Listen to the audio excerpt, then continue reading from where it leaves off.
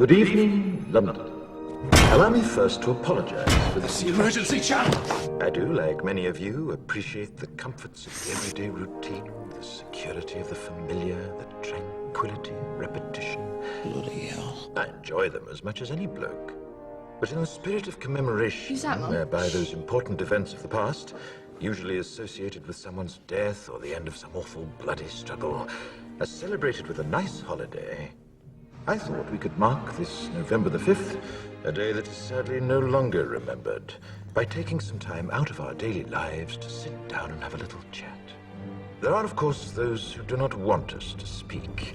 Just let I me think. suspect even now, orders are being shouted into telephones, and men with guns will soon be on their way. It's Chancellor Settler. Damn it. Why? Because while the truncheon may be used in lieu of conversation, words will always retain their power.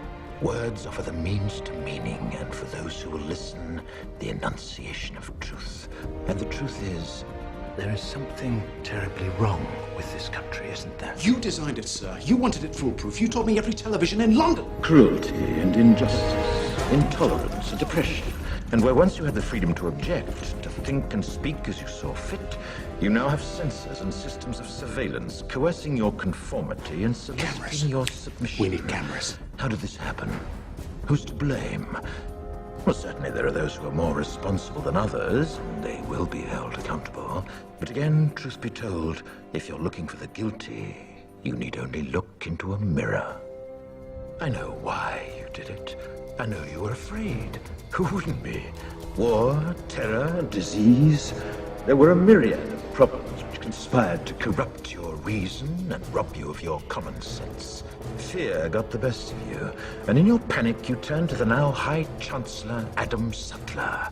He promised you order, he promised you peace, and all he demanded in return was your silent, obedient consent. Inspector, you're almost through. Last night, I sought to end that silence. Last night, I destroyed the Old Bailey to remind this country of what it has forgotten.